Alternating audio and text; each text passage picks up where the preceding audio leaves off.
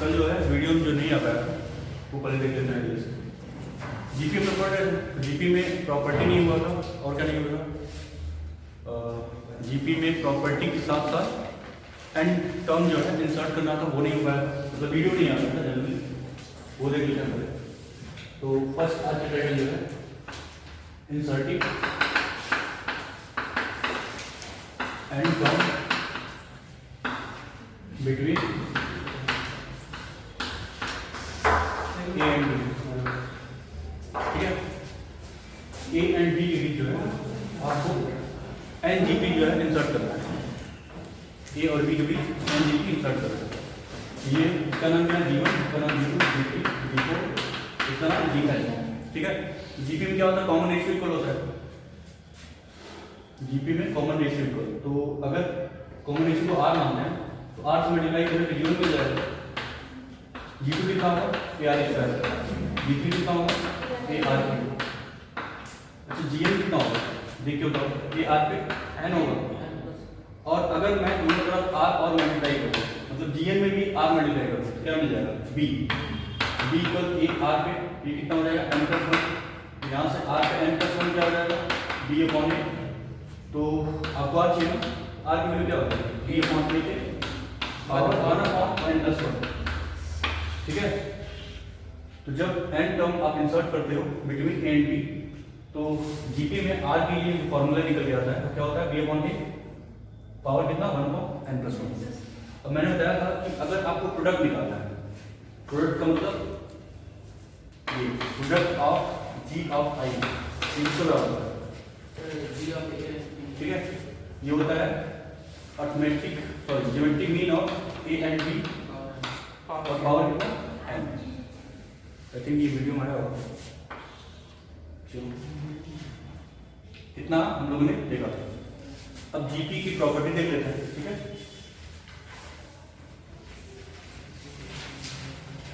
जो मैं बता दिया था ठीक है। अब प्रॉपर्टी देख लेते हैं।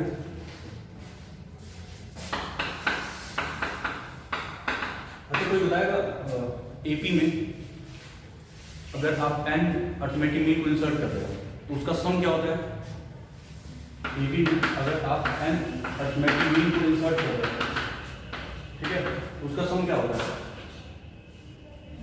कल मैंने बताया N into arithmetic mean of A and B, ठीक है। बेसिकली लिख सकते हैं N into A plus B, ठीक है, ये भी हो गया। तो अब जो सबसे इंपॉर्टेंट है वो ये भी है, कई जगह हम लोग यूज करेंगे और ये पॉइंट शायद इसकी भी हो गया, वो ये है कि अगर आप फी जो है टर्म एपी में एज्यूम करना चाहते हैं, assuming fee term in AP, वो क्या होगा, ठीक है। अगला assuming fee term in GP, GP में अगर आपको रैंडमली आपको 3 टर्म या 4 टर्म या 5 टर्म एज्यूम करना हो, ठीक है, तो क्या एज्यूम करोगे। तो एपी के लिए क्या होता है ए प्लस बी और ए माइनस, याद आ रहा होगा। जीपी में क्या होता है, जीपी में पहला होता है ए, दूसरा होता है ए आर और यहाँ क्या होता है ए अपॉन आर, ठीक है। ये तो 3 टर्म की बात हुई। अगर 4 टर्म एज्यूम करना हो, 4 टर्म अगर एज्यूम करना हो, ठीक है, तो अगर 4 टर्म एज्यूम करना हो एपी तो क्या होगा ए प्लस डी से स्टार्ट करेंगे, यस सर। अगला होगा ए प्लस 3डी, यहाँ होगा ए माइनस डी, इसमें से 2d माइनस करो तो ए माइनस डी होगा, फिर अगला क्या होगा ए माइनस 3d। अभी मैं बता रहा हूँ कैसे मैं सोच सकूँ, ठीक है। यहाँ पे क्या होगा, पहला ए आर होगा, ठीक है, दूसरा ए आर क्यूब होगा, इधर आओ तो ए अपॉन आर होगा, ठीक है, और अगला ए अपॉन आर क्यूब होगा। देखो मैं कैसे सोच रहा हूँ, ये 4 टर्म है, जब 4 टर्म आप एज्यूम करते हो किसमें जीपी में, तब ये होता है ये 4 टर्म। देखो यहाँ पे अगर एपी की बात में जाए तो फर्स्ट वाला जो 3 टर्म एज्यूम आपने किया है उसमें कॉमन डिफरेंस कितना है? कॉमन डिफरेंस कैसे निकालते हैं? दिस माइनस दिस, दो कंसेक्यूटिव टर्म के बीच कॉमन डिफरेंस क्या होगा? दिस टर्म है दिस टर्म, तो क्या होगा? a plus D minus A cancel और डी बचेगा। इसमें कॉमन डिफरेंस कितना है? 2d, ठीक है। अब थोड़ा जीबी के बारे में सोचो, इसमें कॉमन रेशियो की बात होता है, तो 3 टर्म अगर आपने एज्यूम किया है, इसमें कॉमन रेशियो क्या है? किस रेशियो को मल्टीप्लाई करने में नेक्स्ट टर्म मिल जाता है? r, इसमें कॉमन रेशियो क्या है? r, ठीक है। इसमें कॉमन रेशियो कितना है? r square. तो ऐसे ही आप लिख के चले जाओगे। अगर 3 टर्म एज्यूम करना है, कॉमन डिफरेंस कितना होगा? d फिर 2d। कॉमन रेशियो के बारे में सोचा जाए तो r स्क्वायर, यहां पे ऐसे चलेगा d 2d फिर d फिर 2d फिर d 2d, और यहां पे कैसे चलेगा? r स्क्वायर फिर r स्क्वायर, ऐसे, ठीक है। तो मान लो 5 टर्म एज्यूम करना, 5 टर्म अगर एज्यूम करना है एपी में, क्या करोगे? 5 टर्म एज्यूम करना है। पहला था डिफरेंस d फिर 2d फिर कितना आएगा? d, तो क्या होगा? a फिर a plus b, common difference कितना? d है ना, a प्लस 2d, इधर आ जाओ तो d माइनस कर दो, कितना होगा? a माइनस d, अगला a माइनस 2d, ठीक है। आ रहा समझ में? अब देखो यहाँ पे कॉमन डिफरेंस d है, यहाँ पे 2d है, यहाँ पे फिर d हो जाएगा। इसमें अगर लिखना हो 5 टर्म कैसे लिखो? देखो पहले वाले का डिफरेंस कॉमन रेशियो क्या था? 8 था, यहाँ पे r स्क्वायर, यहाँ पे क्या होगा?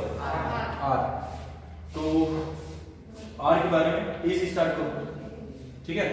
फिर होगा a r फिर a r स्क्वायर, अगला a बाई r, ठीक है। फिर अगला a by r square, 5 term हो गया, ऐसे ही करना है, ठीक है। 6 टर्म एज्यूम करना है तो अगला कॉमन डिफरेंस क्या हो जाएगा? 2d, और यहाँ पे कॉमन रेशियो क्या हो जाएगा? r स्क्वायर, ठीक है। तो ऐसे ही करना है, ये भी काम आता है क्वेश्चन को सॉल्व करने के लिए। जनरली जो है आप दो तरीके से सोच सकते हो, जैसे मान लो 3 टर्म एज्यूम करना है, कुछ बच्चे ऐसे कर लेते हैं a plus d a plus 2d, ठीक है। ये भी कर सकते हो आप, बट कभी कभी क्या होता है क्वेश्चन सॉल्व नहीं होता है, जहां पे प्रोडक्ट दे दिया हो या फिर sum of the roots of quadratic या sum of roots of cubic is in AP, then find the roots. तो जब क्यूबिक में क्या होता है? 3 रूट्स होते हैं और उनका सम दे दिया हो, मतलब उनके रूट्स एपी में हो और उनका कुछ सम दे दिया हो, तो जब आप इनको ऐड करने जाओगे, 3 टर्म एज्यूम करके आप इनको ऐड करने जाओगे, तब सम क्या हो जाएगा? 3 ऐड करना 3a, वहां से भी डायरेक्ट मिल जाएगा, ऐड करते ही आपको ये मिल जाएगा। बट अगर आप a plus d a plus 2d मानते तब क्या होता? ऐड जब करते तो a नहीं मिलता, a और d में एक इक्वेशन मिलता, फिर दूसरा इक्वेशन आपको बनाना पड़ता, तब सॉल्व करते तब a और d आता, ठीक है ना। ये थोड़ा क्या हो जाता है? फायदा मिलता है। जैसे मान लो यहाँ पे, अब इसमें क्या फायदा है? ऐड करने से कुछ खास नहीं मिल रहा है, बट प्रोडक्ट करने से जब आप इन सबको मल्टीप्लाई करोगे तो क्या मिलेगा? इन तीनों को जब प्रोडक्ट कर दिया क्या मिलेगा? एक ही मिलेगा, यहाँ से भी एक मिल जाता है डायरेक्ट, ठीक है। तो फायदा मिलता है। इस तरह टर्म्स को एज्यूम करने से क्या मिलता है? क्वेश्चन को सॉल्व करने में थोड़ी सहूलियत हो जाती है। इरेज करते हैं, नोट कर लेते हैं।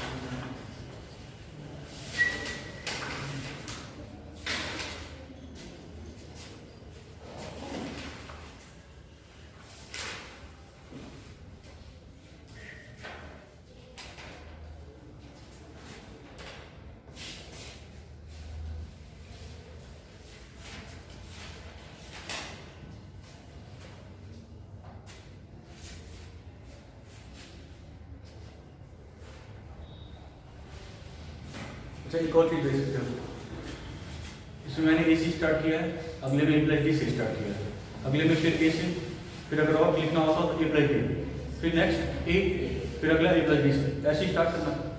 एपी में ए या फिर ए प्लस डी से स्टार्ट करोगे और जीपी में ए या फिर ए आर से स्टार्ट करोगे, ठीक है।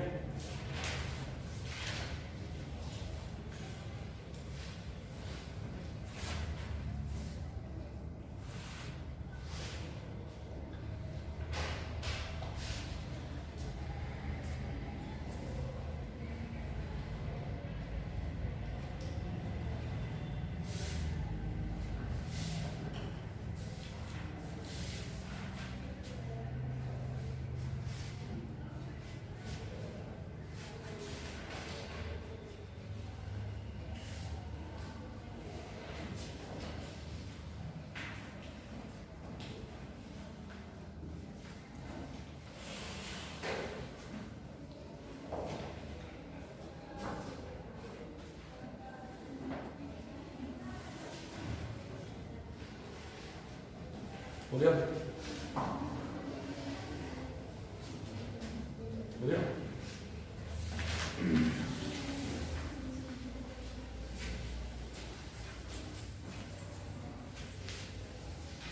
जो प्रॉपर्टी ऑफ एपीएम की, ठीक है, जल्दी जल्दी एक सेकंड लास्ट है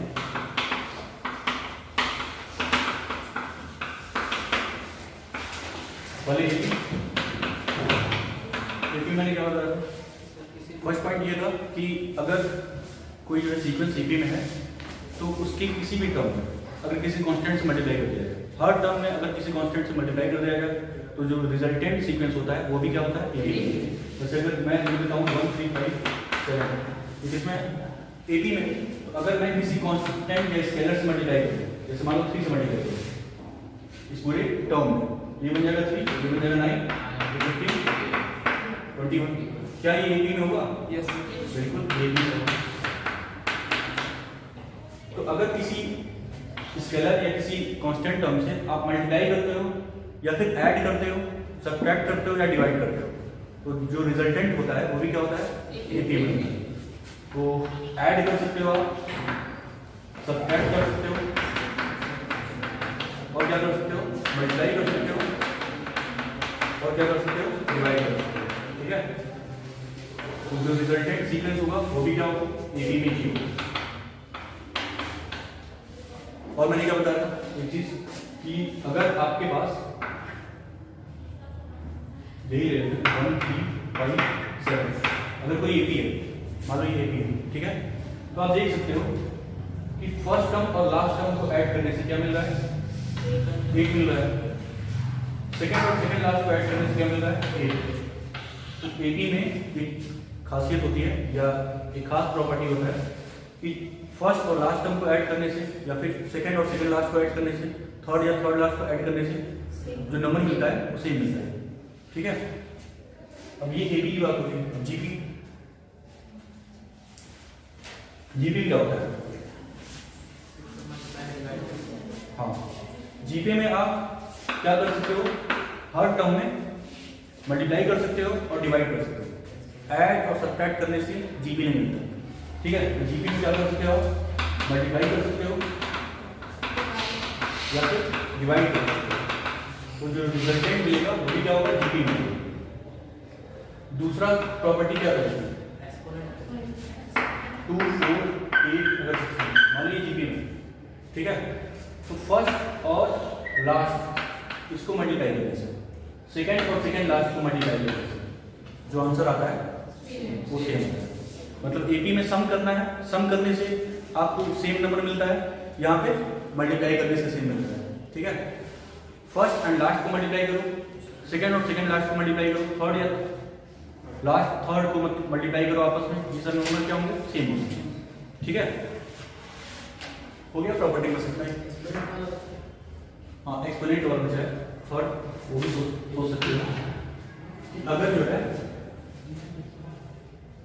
मैं हर टर्म में कुछ पावर रेस करूँ, जैसे मान लो 2 है, 4 है, 8 है, 16, अगर मैं पावर रेस करूँ तो कुछ भी सेम पावर होनी चाहिए। जैसे अगर 3 कर रहे हो तो यहाँ भी 3, यहाँ भी 3 और यहाँ भी 3, अगर सेम पावर मैं रेस कर दूँ सब पे 2 4 8 16 ये जीबी में था।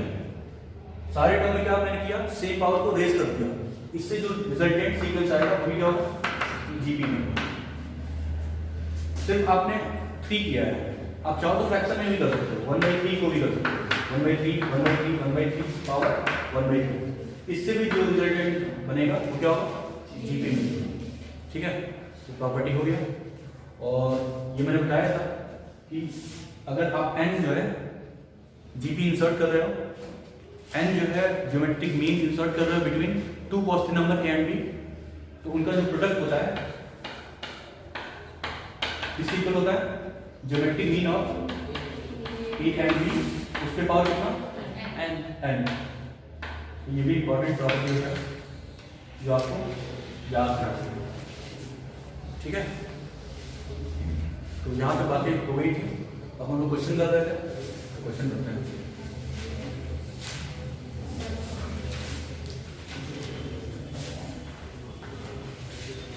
बुक है सबके पास?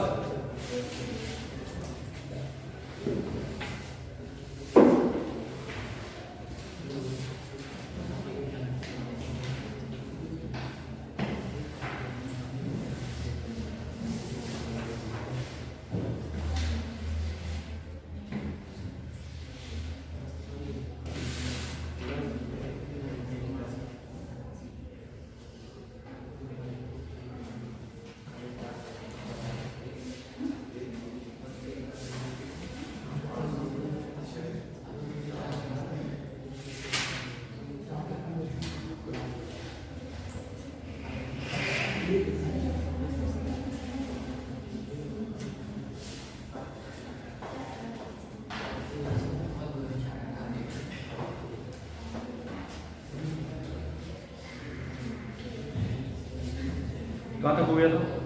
क्वेश्चन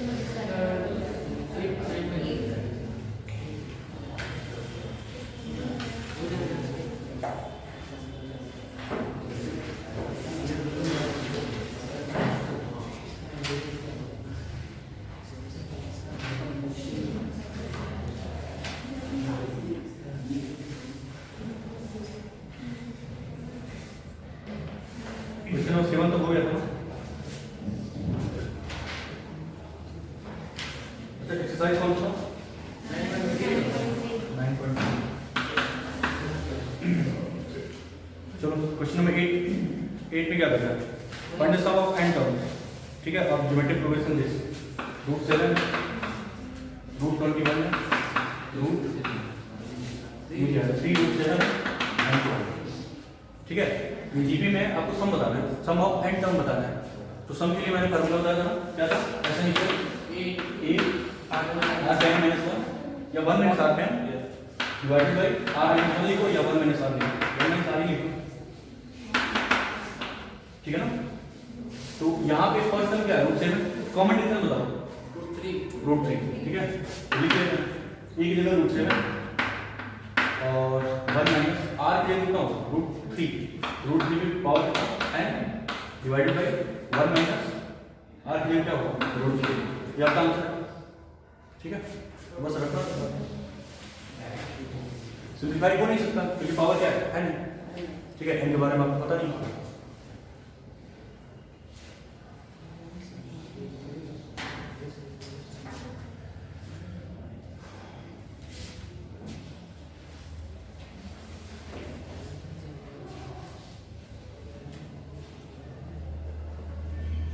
कुछ कॉमन वगैरह भी ले सकते हो, चाहो तो नीचे वाले को स्लाइड भी कर सकते हो, बट जरूरत नहीं है। ठीक है, अब चाहो तो इस नीचे वाले को रिप्लेस कर सकते हो। ठीक है, आगे बढ़े, क्वेश्चन नंबर 9 कर लोगे, 10 भी हो जाएगा। देखते रहो बुक, सिर्फ तुम्हारे पास बुक नहीं है, आ जाओ इस सीट पे आ जाओ, आप इस सीट पे आ जाओ, पीछे बुक देखो, आपस बात करो। हो गया, आगे क्वेश्चन नंबर 12 करते हैं। 11 आसान है, 11 अच्छा 11 क्वेश्चन नंबर 11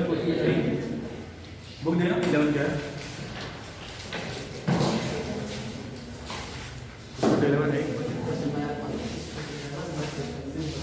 11 क्या है देखो, 11 में इसको सॉल्व करना है, 3 करो और यहाँ पे 11 है, ठीक है, यहाँ पे 2 प्लस 3 पे इसको सॉल्व करना है, ठीक है, लो बाकी है मेरे पास, इसको सॉल्व करना है। यहाँ पे देखो समेशन क्या होता है कि ये इस पे भी आ सकता है, इस पे भी आ सकता है, ठीक है, जैसे डिफरेंशिएशन क्या होता है, अलग अलग डिस्ट्रीब्यूट हो सकता है, वैसे या प्रोडक्ट ऐसे बोलो 3 इंटू, अगर आपको करना हो 3 इंटू 2 प्लस 1,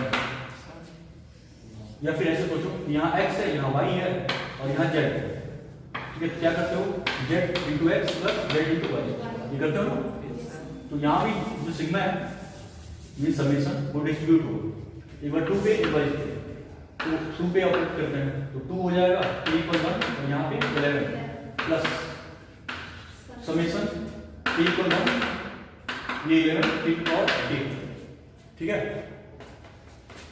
समेशन का मतलब क्या होता है, सम करना, सम कैसे करना है 1 से लेके 11 तक, किसको 2 को, मतलब 2 को 11 टाइम ऐड करना है, ठीक है, क्या करो 2 प्लस कितने टाइम, ठीक है ना, प्लस, अच्छा इसका क्या मतलब है 3 पे k को आपको 11 टाइम क्या करना है, सम करना है, एक बार k की वैल्यू 1 लेंगे तो क्या मिलेगा 3 पे k, फिर k की वैल्यू 2 लेंगे 3 पे 2 मिलेगा, ठीक है, तो समेशन में इस टर्म से क्या मिलने वाला है 3 पे 1 प्लस 3 पे 2 प्लस 3 पे 3 लास्ट आखिरी टर्म 3 पे 11, अब जब 2 को 11 टाइम्स ऐड करेंगे तो कितना मिलेगा, कितना 22 प्लस, अब ये क्या है, एक जीपी है, इसका कॉम्बिनेशन क्या है 3 है, फर्स्ट टर्म क्या है 3 है, नंबर ऑफ टर्म कितने हैं 11, तो डायरेक्ट फार्मूला क्या होता है a, ठीक है, उसके बाद 1 माइनस r पे है तो 3 पे क्या होगा 11 अपॉन कितना होगा 1 माइनस r, तो 1 माइनस 3 हो जाएगा, ठीक है ना। अब देखो इस अगर आप यहाँ पे नेगेटिव आ जाएगा तो मैंने बताया था 2 फार्मूला यूज कर सकते हो, a r पे n माइनस 1 करो या r माइनस 1 करो नीचे, या फिर a 1 माइनस r पे n अपॉन 1 माइनस r, दोनों आप यूज कर सकते हो, क्योंकि नेगेटिव आ रहा है तो नेगेटिव से बचने के लिए मैं क्या कर रहा हूँ, इसको पहले लिख रहा हूँ, ठीक है ना, इसको मैं पहले लिख रहा हूँ 3 पे 11 सॉरी 3 पे क्या होगा n होगा ना, अच्छा 11 क्या होगा, तो 11 ही होगा माइनस 1 और नीचे कितना होगा 3 माइनस, अब इसको सॉल्व करो ये आप आंसर 3 पे 11 को सॉल्व तो कर ही नहीं सकते, कई बार मल्टीप्लाई करना पड़ेगा, तो ऐसे देखो आंसर यही सब होगा कुछ, ठीक है ना, यहाँ 2 हो जाएगा 3/2 दिस और प्लस 22, आंसर देख लेते,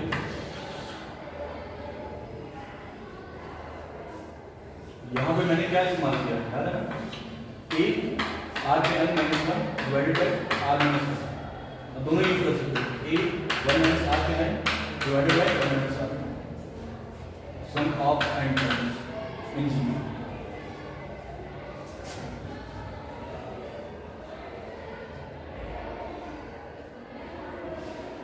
दोबारा बंद करते हैं,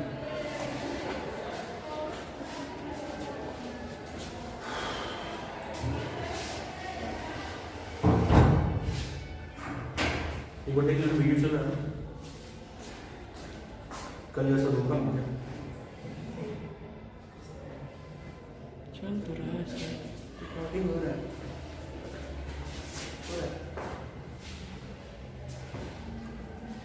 हो गया,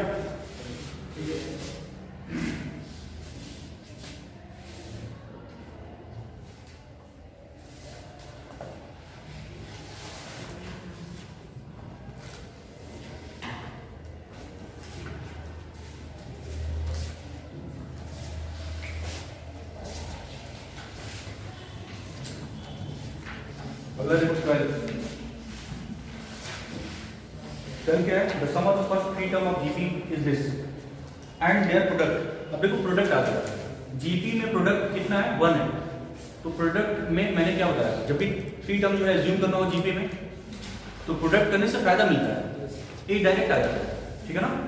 तो कितने term, sum of first 3 term, first 3 term को आप क्या मान लो, फर्स्ट 3 टर्म को आप मान लो जीपी में कितना a/r, a और a r, ठीक है ना। अब इसका सम कितना दिया है, 39/8 इनका सम, इन तीनों का सम a/r plus a plus a r, ये कितना दिया है 39, और इनका प्रोडक्ट कितना दिया 1, तो इनको क्या करो, मल्टीप्लाई कर दो, find the common ratio in the term, common ratio निकालना है, ठीक है। अच्छा इनका प्रोडक्ट कितना दिया है, इनका प्रोडक्ट कितना दिया है a/r into a into a r, ये 1 दिया है, r से r कैंसिल आउट, a भी कितना होगा 1, a कितना मिल जाएगा 1। अच्छा a अगर 1 मिल गया तो यहाँ पे देते हैं इस वाले में क्या मिलेगा 1/r plus 1 plus r equal कितना 39/10। अब इसको सॉल्व करना पड़ेगा, सॉल्व करने का मतलब क्वाड्रेटिक बनेगा, तो देखो यहाँ पे r square plus r plus 1 divided by r, r 39 multiply होगा 10 इसमें मल्टीप्लाई होगा, तो एक बार लिख देते हैं पहले 1 plus r square plus r divided by कितना r इक्वल कितना 39/10। कैलकुलेशन देखते हैं, 10 plus 10r square plus 10r equal कितना होगा 39r, तो फाइनली जो है क्वाड्रेटिक बनेगा 10r स्क्वायर 39 को बदलेगा तो कितना -29 r और प्लस का 10 इक्वल कितना 0, तो 25 into 4 ये हो जाएगा 10r square minus 25r minus 4r plus 10 equal कितना 0, ठीक है। अब इसके जस्ट पर क्या होगा, इन दोनों में कॉमन क्या है 5r, तो 5r अगर कॉमन ले लिया जाए तो क्या बचेगा 2r माइनस 5, इसमें कॉमन क्या है इन दोनों में -2 कॉमन है, 2r माइनस 5 इक्वल कितना 0। अब इन दोनों में कॉमन 2r माइनस 5, तो इसमें क्या मिलेगा 5r माइनस 2 इक्वल 0, यहाँ से r की वैल्यू 5/2, यहाँ से r की वैल्यू 2/2, ठीक है। आपको क्या चाहिए था, आपको कॉमन रेशियो चाहिए था जो कि मिल चुका है, और टर्म लिखना है, टर्म का मतलब जो आपने 3 टर्म एज्यूम किया है उसको लिखना है, तो a की वैल्यू क्या मिलेगी 1 और r की 2 वैल्यू, ये एक बार क्या करेंगे a की जगह 1 रखेंगे और r की जगह क्या रखेंगे 5/2, इन दोनों को अगर इसमें रख दिया जाए तो 3 टर्म मिल जाएगा, ठीक है। और नेक्स्ट टाइम क्या करेंगे a की जगह 1 और फिर r की जगह 2/2 इसी में रखेंगे, तो 2 जीबी मिलेगा, ठीक है ना। कॉमन रेशियो तो पता ही चुके हो।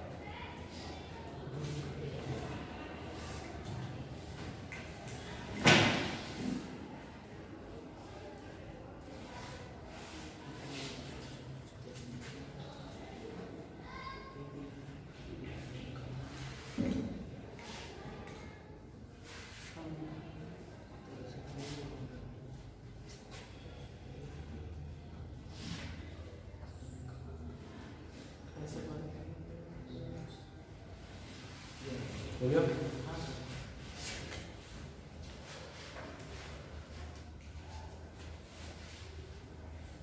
अच्छा अगर ये 3 टर्म इश्यू नहीं करते, ठीक है, तो क्या इश्यू करना पड़ता है आपको?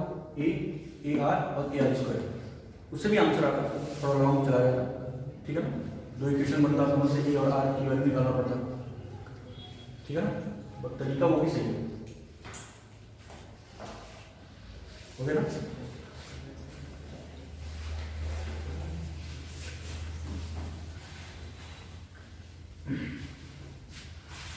नेक्स्ट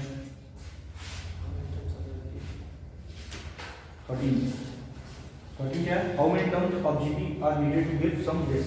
ये तो आसान है, सम का फॉर्मूला ये होता है 1 - r n divided by 1 - r, और सम कितना दे दिया है 120 इक्वल e कितना दिया है 3, 1 - r, r कितना है 3 है, इसका है डिवाइडेड बाय 1 - r। अच्छा 1 - r कितना होगा 3 - 1 - 3।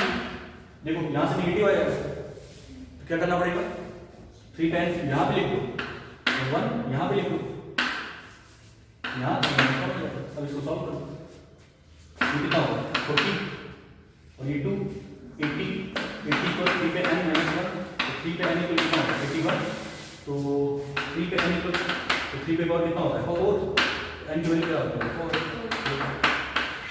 आंसर करो जल्दी, आसान है ना। यस।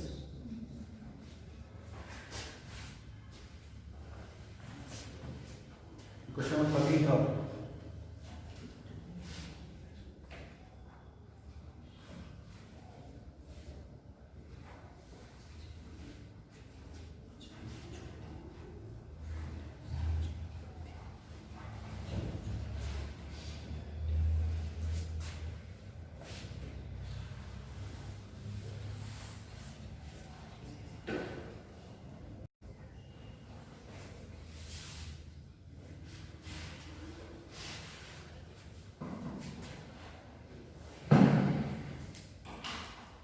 हो गया। नेक्स्ट अगला क्या देखो, the sum of the first 3 term of GP is 16 and the sum of the next 3 term is this 1 to 8. Determine the first term, the common ratio and the sum of n terms. Sum of first 3 term of GP is 16, ठीक है। तो यहाँ पे देखो product वगैरह की बात तो किया नहीं है, प्रोडक्ट वगैरह की बात करता है तो हम लोग क्या करते हैं 3 टर्म को एज्यूम करना होगा तो क्या लेते हैं ए आर और ए वाई आर, ठीक है। बट यहाँ पे 3 टर्म की बात हुआ है तो ए आर और ए आर स्क्वायर ले सकते हो। क्यों नहीं सकते हो, क्योंकि प्रोडक्ट की बात ही नहीं है, ठीक है। The sum of first 3 term of GP 16, इन तीनों का सम क्या है 16। Sum of next 3 term, next 3 term का मतलब इसके बाद कौन सा टर्म आता है ए आर क्यू आता है, तो A R cube plus A R 4 plus A R 5, ये कितना दिया है 128। क्या बताना first term common ratio and sum of n term. अच्छा ये फर्स्ट हो गया, ये सेकंड हो गया, इसमें कॉमन क्या है ए, तो बचेगा 1 + r + r स्क्वायर, क्या हो जाएगा 16। इन दोनों में कॉमन क्या है, इन तीनों में क्यू ए आर क्यू, क्या हो जाएगा 1 + r + r स्क्वायर, तो कितना 128। डिवाइड करो, माइनस करने से क्या फर्क पड़ेगा, डिवाइड करो, डिवाइड करने से क्या होगा ये पूरा कैंसिल होगा, दिस डिवाइडेड बाय दिस। अच्छा ए से ए चला जाएगा, समझ रहे हो ना, तो बचेगा क्या करना 1/r³ इक्वल 16/128। अब इसको सॉल्व कर लीजिए 4 और ये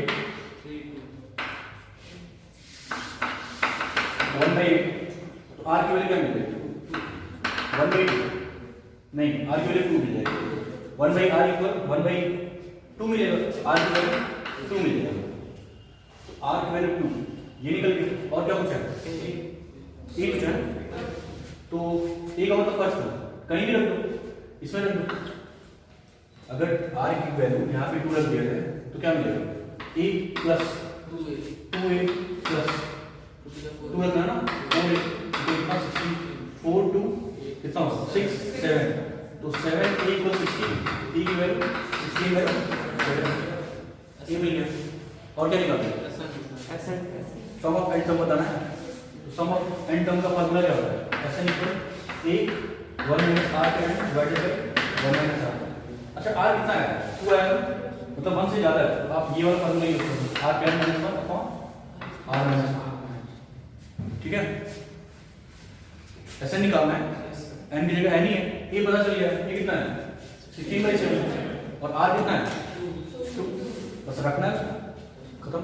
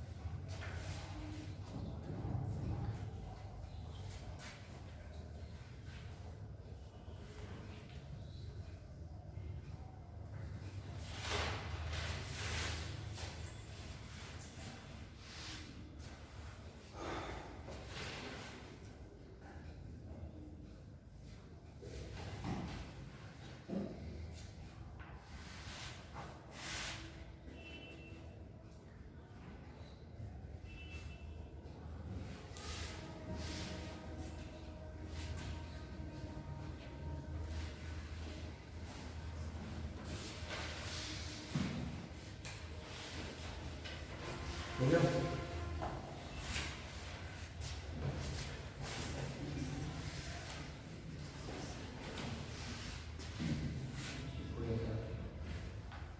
हो गया?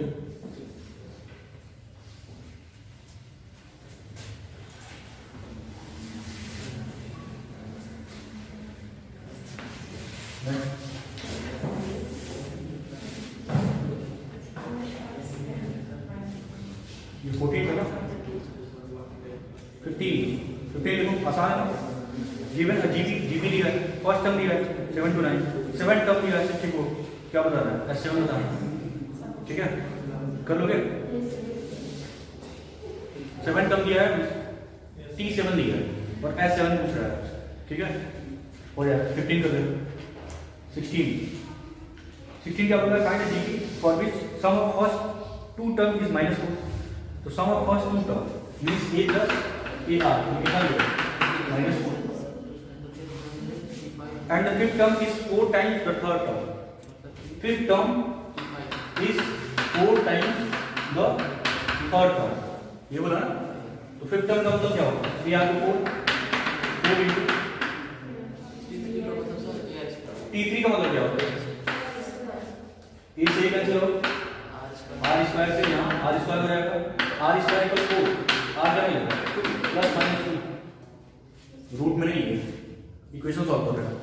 कल मैंने बताया था रूट में होता है तो एक आंसर आएगा, क्योंकि अंडर रूट माइनस क्या होता है? अनडिफाइंड होता है। और जब इक्वेशन सॉल्व कर रहे हो तो क्या आएगा? 2 आंसर। r की वैल्यू 2 रखो, 2 का स्क्वायर क्या होगा? 4 सेटिस्फाई करेगा। r की जगह -2 रखो, -2 का स्क्वायर क्या होगा? 4, ये भी सेटिस्फाई करेगा। तो r की वैल्यू क्या होगा? +-2। ठीक है, क्या बताना है? जीपी बताना है। सर तो ए निकाल दो, r मिल गया। अच्छा देखो, r की जगह पे हम 2 रख सकते हैं और -2 रख सकते हैं। ठीक है, एक बार जब r की जगह हम 2 रखेंगे तो a कितना मिलेगा? क्या हो जाएगा? 1 प्लस r की जगह 2 रखो तो 2a1 इज इक्वल -4, तो 3 इक्वल -4 ए की वैल्यू क्या होगी -4/3। आर की वैल्यू 2 रखने पे ए कितना मिला -4/3। तो पहला जीपी क्या होगा, फर्स्ट जीपी R2 है और ए क्या है -4/3, तो -4/3 फर्स्ट टर्म। इसमें अगर R से मल्टीप्लाई कर दो मतलब 2 से मल्टीप्लाई कर दो क्या मिल जाएगा, नेक्स्ट मिल जाएगा -8/3, फिर अगला -16/3 एंड सो ऑन वाला ही। एक बार R के लिए -2 रखो यहाँ पे, अगर R के लिए हम -2 रखें तब क्या मिलेगा, ये a और -2a तो कितना होगा -4, तो -8 पर -4 ये क्या मिल जाएगा 4। R के लिए -2 रखने पे a कितना मिला है 4, तो सेकंड जीपी क्या होगा, सेकंड जीपी जिसका फर्स्ट टर्म क्या है 4 और सेकंड कॉम्बिनेशन क्या है -2, तो कितना होगा फर्स्ट टर्म 4, अगला R से मल्टीप्लाई कर दो तो -8 होगा, फिर क्या करना है -2 से मल्टीप्लाई करना है तो क्या होगा, इसमें -2 से मल्टीप्लाई करने क्या होगा +16, फिर अगर क्या होगा -2 से मल्टीप्लाई करो तो -32 एंड सो। दूसरा जो ये है और पहला जो ये है, नोट करो।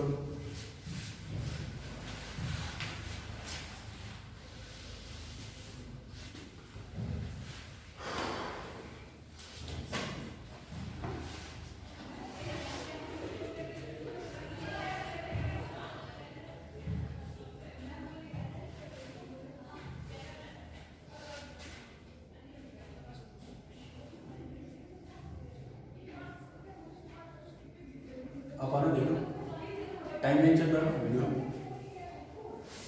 एक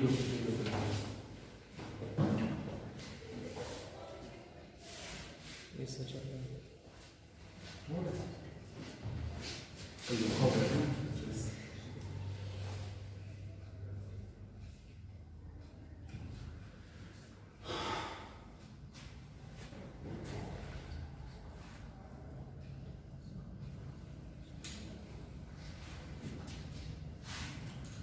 जो भी गिवन है रखना है, ठीक है, सॉल्व करना है, आंसर निकालना है।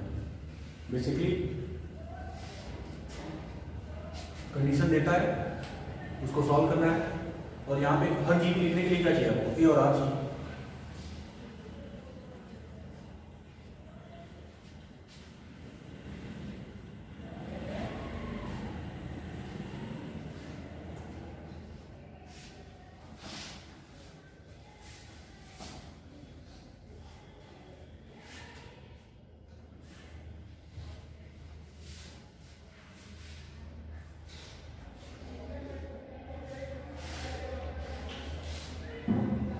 हो गया ना,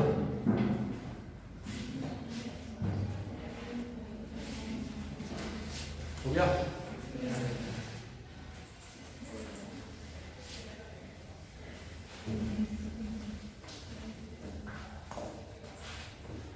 चलो 17 लिखा है, 17 क्या है, ये तो 4, 10 एंड 16 टर्म ऑफ जीपी और एक्स वाई जेड। 4 टर्म क्या है एक्स है, 10 टर्म क्या है वाई है, और 16 टर्म क्या है जेड। क्या बताना है आपको, प्रूव करना है एक्स वाई जेड में क्या होगा, एक्स वाई जेड इसमें जीपी में होगा, ठीक है। इसको अगर जीपी में प्रूव करना है तो आपको बताना पड़ेगा कि कॉम्बिनेशन क्या है, सेम है, ठीक है। अच्छा T4 का मतलब क्या होता है, यार ये कितना है x, T10 का मतलब क्या होता है AR9, ये कितना है y, और T16 का मतलब AR15, ये कितना है z, ठीक है। आपको बताना है x y z ये जीपी में होगा, इसका मतलब y अपॉन x, ठीक है, equal to z upon y equal to same आना चाहिए, जो भी नंबर आएगा क्या होना चाहिए, इक्वल आना चाहिए। तो y अपॉन क्या किया जाए x, यहाँ से y अपॉन x करो, इन दोनों से y अपॉन x करो, y अपॉन x क्या होगा, दिस अपॉन दिस क्या होगा, ऊपर a r पे 9 और नीचे क्या होगा a r पे 2, ये कैंसिल होगा 6 टाइम, ठीक है, मिला कितना r पे 6। अब क्या करना है आपको, z अपॉन y करना है, तो z यहाँ पे है y यहाँ पे है, तो z अपॉन y जब करेंगे तो कितना मिलेगा, z कितना है a r पे 15 और y कितना है a r पे 9, ठीक है, y कितना मिलेगा r पे 6, दोनों से आंसर क्या मिला r पे 6। इसका मतलब क्या है जीपी में कॉमन रेशियो इक्वल है, ठीक है, नोट करो।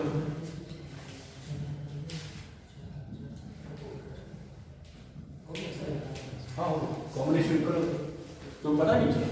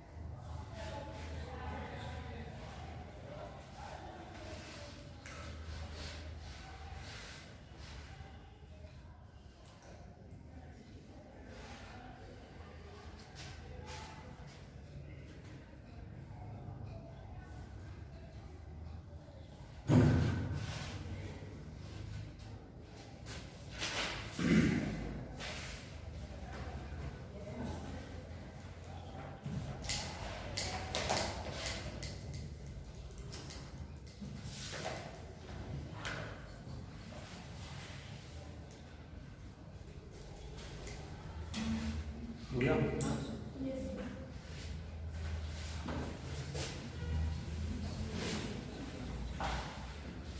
नेक्स्ट देखो,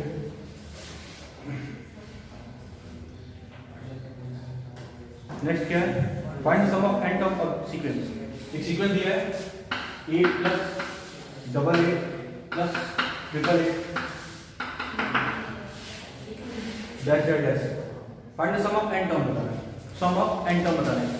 सम का मतलब क्या होता है, एस, ये बताना है, और सम ऑफ एंड टर्म का मतलब क्या होता है, एस, ठीक है। तो मैं क्या कर रहा हूँ, 8 कॉमन ले लेता हूँ, सब में 8 कॉमन ले सकते हो आप। क्या मिलेगा यहाँ, 1 डबल 1 ट्रिपल 1 एन टाइम्स, ठीक है। अब यहाँ पे ये कोई जीपी तो बन नहीं रहा है, ठीक है, तो क्या करना पड़ेगा, 9 से, ये जो है स्टेप 9 से डिवाइड करो, इस पूरे टर्म में क्या करो, 9 से डिवाइड करो। तो अगर आप 9 से डिवाइड कर रहे हो तो 9 से मल्टीप्लाई भी करना पड़ेगा, तभी तो कोई फर्क नहीं पड़ेगा। अगर मैं 9 से डिवाइड कर रहा हूं तो 9 से मल्टीप्लाई भी कर दो, इस 9 को पूरे टर्म में मल्टीप्लाई करो, इस वाले 9 को कर सकते हो ना, ये हो जाएगा 9, ये होगा डबल 9 एंड, ठीक है, ये हो गया 8 बाई 9। अच्छा 9 को क्या लिख सकते हो आप, 10 माइनस 1, डबल 9 को 100 माइनस 1, ट्रिपल 9 को 1000 माइनस 1 प्लस कितना 10 इतना समझ आया। अब देखो ये हो गया 8 बाई 9। फर्स्ट टर्म को देखो, ऑब्जर्व करो, ये 10 है, ये 100 है, 1000 है, इसको एक जगह कलेक्ट करो, 10 100 1000। क्यों कलेक्ट कर रहा हूं मैं, क्योंकि ये जीपी बनाएगा। ये 10 100 को एक्सेप्ट करो, 10 का स्क्वायर, 1000 को 10 क्यूब, कितने टर्म्स होंगे इसके, एन टर्म्स, एन टाइम्स। यहाँ पे देखो, यहाँ -1, यहाँ -1, यहाँ -1, माइनस कॉमन ले लो, क्या मिलेगा, 1 + 1 + 1 कितने टाइम्स, एन टाइम्स। पता नहीं आ रही है वो वाली वीडियो आ ही रहा हो, ठीक है। अब देखो ये क्या फॉर्म करेगा, जीपी। इसका आंसर क्या होगा, इसका आंसर लिखने जाते हैं 8 बाई 9, ठीक है। फर्स्ट टर्म क्या है, 8, कॉमन रेशियो कितना है, 10, ठीक है ना। तो ए कितना होता है, आर पे एन, तो 10 पे एन, क्योंकि एन टर्म का सम निकालना है। सर एक ही जगह पे 10 लिखते हैं, एक जगह क्या लिखना है, 10 है ना, -1 डिवाइडेड बाई क्या होगा, आर माइनस 1 मतलब 10 - 1 9 माइनस। अच्छा 1 को एन टाइम्स अगर ऐड करेंगे कितना होगा, 1 को अगर 10 टाइम्स ऐड करते हैं तो आंसर 10 आता है, तो 1 को अगर n टाइम्स ऐड करेंगे तो आंसर n आएगा। ये आपका आंसर, ये आपका फाइनल आंसर ऐसा। एक बार समझा दे, ये दिया था, इसका सम निकालना, ठीक है। सब में 8 दिख रहा है, 8 कॉमन हो सकता है, 8 मैंने कॉमन ले लिया, ठीक है। ये बन गया कुछ जो भी बना वो जीपी में नहीं है, नहीं एपी में, तो हम लोग सम नहीं ढूंढ सकते हैं या फिर नहीं लिख सकते हैं। तो क्या करना पड़ेगा आपको, या तो जीपी बनाओ या तो एपी बनाओ। तो जीपी बन सकता है, क्या करना पड़ेगा उसके लिए, 9 से डिवाइड करना पड़ेगा। तो अगर खुद से आप 9 से डिवाइड कर रहे हो तो 9 से मल्टीप्लाई भी करना पड़ेगा। तो जो मल्टीप्लाई किए वो अंदर मल्टीप्लाई कर दिया पूरे टर्म में। तो यहाँ 9, यहाँ डबल 9 हो जाएगा, यहाँ ट्रिपल 9 से मल्टीप्लाई कर सकते। अब 9 को लिख सकते हो 10 - 1, डबल 9 को 100 - 1, ट्रिपल 9 को 1000 - 1 एंड सो ऑन। कितने टाइम्स, n टाइम्स।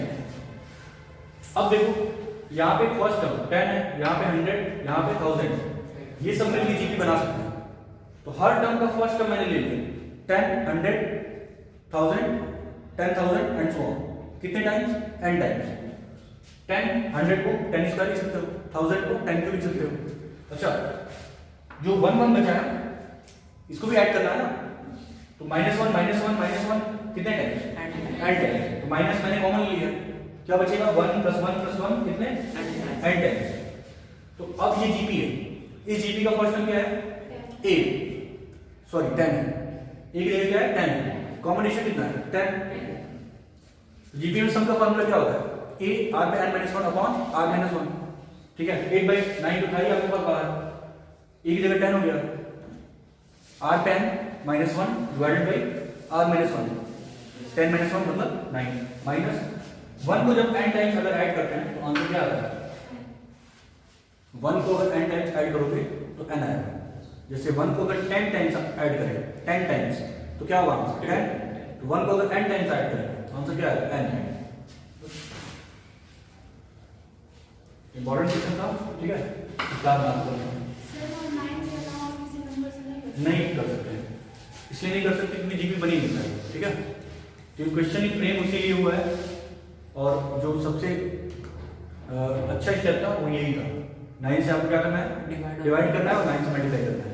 जब 9 जनरेट होगा तभी जीपी बन पाएगा, ठीक है। क्योंकि 9 को आप 10 - 1 लिख सकते हो, डबल 9 को आप 100 - 1 लिख सकते हो। तो 10, 100, 1000 ये सब जीपी बना लेगा। 1 को तो आप ऐड कर ही सकते हो, वही तो बोले 9 से ही आपको डिवाइड करना है। कुछ और से अगर डिवाइड करोगे तो जीपी नहीं बन पाएगा।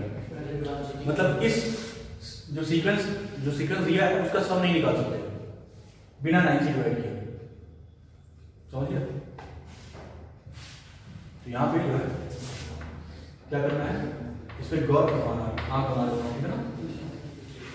इस लाइन में आपको गौर करवाना है, ये करना ही करना है।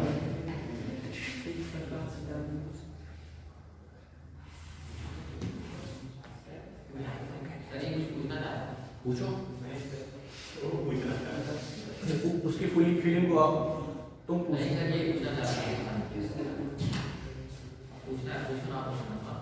हाँ तुम्हारी मर्जी, पूछना है पूछो, ना पूछना तो मत पूछो।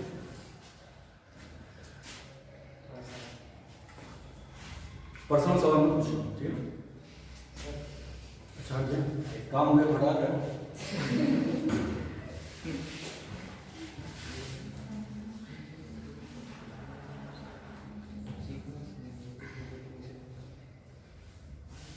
पढ़ने का और सीखने का सिर्फ एक तरीका है, वो क्या है, जैसे अगर आपको विद्वान बनना है तो किताबों के बीच रहो, स्मार्ट लोगों के बीच रहो।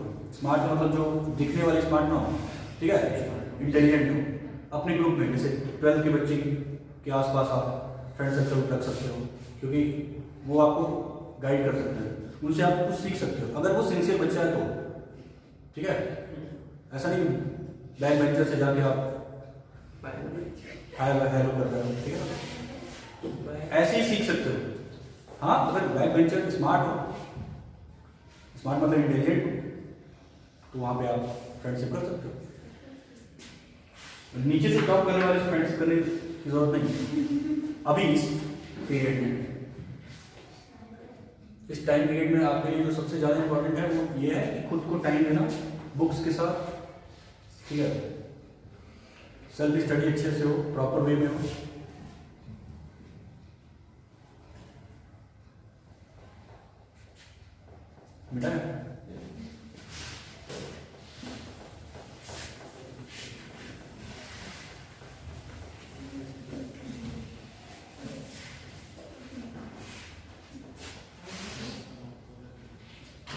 नेक्स्ट क्वेश्चन नंबर देखो 19 क्या होता है? Find the sum of the product of the corresponding term of sequence this and this. Sum निकालना है, बट किसका? प्रोडक्ट का। करस्पॉन्डिंग टर्म के प्रोडक्ट का सम निकालना है। इसका मतलब देखो दो सीक्वेंस दिया है, मतलब दो जीबी दिया है एक्चुअली। पहला है 2 है 4 8 16 एंड सो ऑन। 32 तक है सर। केवल 32 तक है। चलो स्टॉप कर दिया। अगला क्या है? 1 to 8 32 और 8 और 1। आपको सब निकालना है, बट करस्पॉन्डिंग टर्म के प्रोडक्ट का मतलब जब आप इनको मल्टीप्लाई करो, इनको मल्टीप्लाई करो, इनको मल्टीप्लाई करो, इनको मल्टीप्लाई करो, इनको, तो जो आएगा सीक्वेंस उनका सम निकालना है। ये कितना होगा? 256 256। ये कितना है? 128 ये 64 32 16 32 क्या होता है? 32 नहीं समझ में आया। अब क्या करें? ऐड अब ऐड करें। ऐड करने का मतलब कुछ बहुत ज्यादा टर्म तो है, आप चाहो ऐसे ही ऐड कर सकते हो। वाला तरीका मेथड 1 3 4 5 टर्म है, ठीक है, आप सिंपल ऐसे ऐड कर सकते हो। दूसरा तरीका क्या हो सकता है? अगर जीपी फॉर्म हो रहा है, जीपी क्या फॉर्म करेगा? हाँ बिल्कुल करेगा। कॉमन रेशियो कितना होगा? 1/2। कॉमन रेशियो क्या है? जीपी का 1/2। कितने टर्म है? 1 2 3 4 5। तो सम का फॉर्मूला लगा दिया है। तो क्या होता है सम का फॉर्मूला? एक जगह कितना, ठीक है, 1 माइनस आर पे एन। आर जगह कितना है? 1/2। एन जगह कितना है? 1 2 3 4 5 टर्म है, divided by 1 minus R. Solve कर दो। मेथड 1 सबको ऐड कर दो या फिर ये फार्मूला अप्लाई करो। आई थिंक इसमें तो आप इससे ज्यादा जल्दी निकाल दोगे ऐड करने से।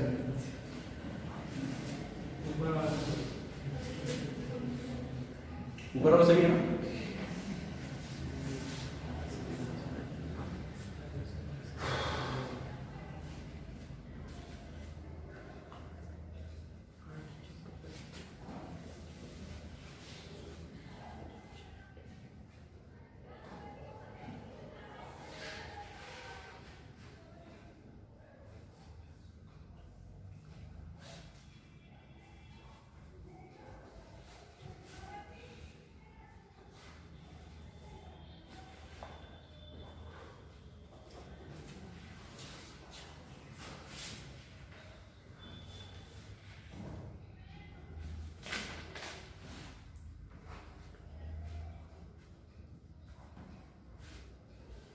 हो गया?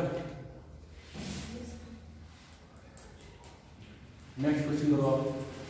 सेम चीज है बट नोटेशन नहीं दिया है, सेम काम करना है, बहुत आसान है। नेक्स्ट क्वेश्चन आपको करो, ठीक है।